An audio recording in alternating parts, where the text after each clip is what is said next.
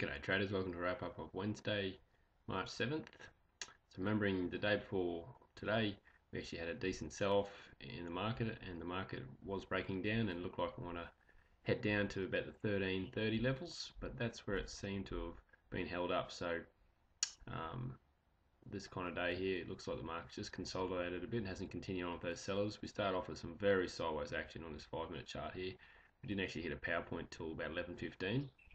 Looked like the market pulled down, pulled back a bit, and then from here, it looked like the market might want to head down. We also had the gap down below as well, and um, you know, especially the sellers on the dailies, there's a possibility of heading down, but then everything started switching to the upside.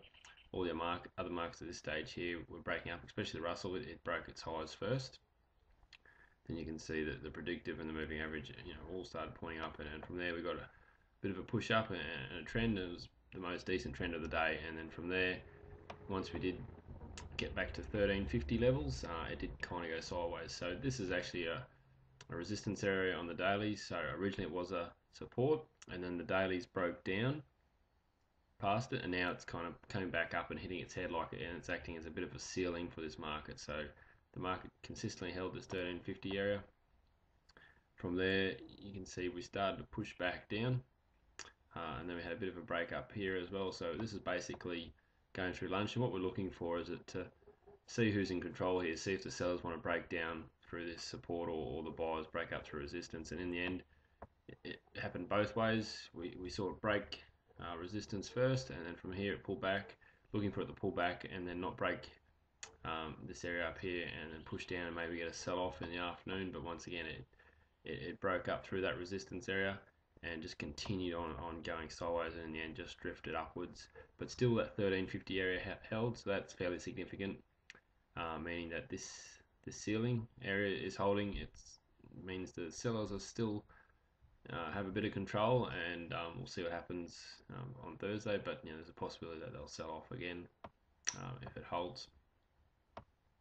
Just to show on the 1-minute chart, so you can see very sideways movement. Especially as there's no power points hit till that 11:15 mark, it's just building and building that pressure till eventually it's going to give one way or the other. A lot of people, I guess, would have been looking on the downside because the gap and the dailies and everything like that, but in the end, all the pressure switched to the upside. You can see here we pushed through that power point really easily, and then from here the market's held at this grey power point up here, and then from here we've seen this very sideways mark. You can see it's within a 2-point range for quite a few hours.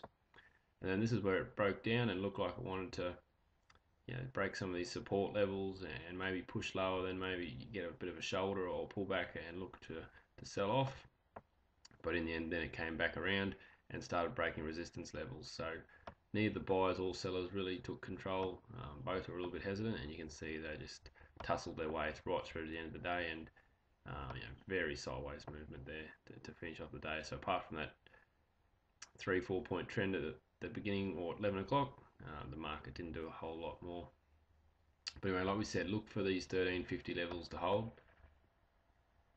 which they currently are doing, and see if the market wants to sell off tomorrow. So that's a wrap up for Wednesday. Talk to you guys soon.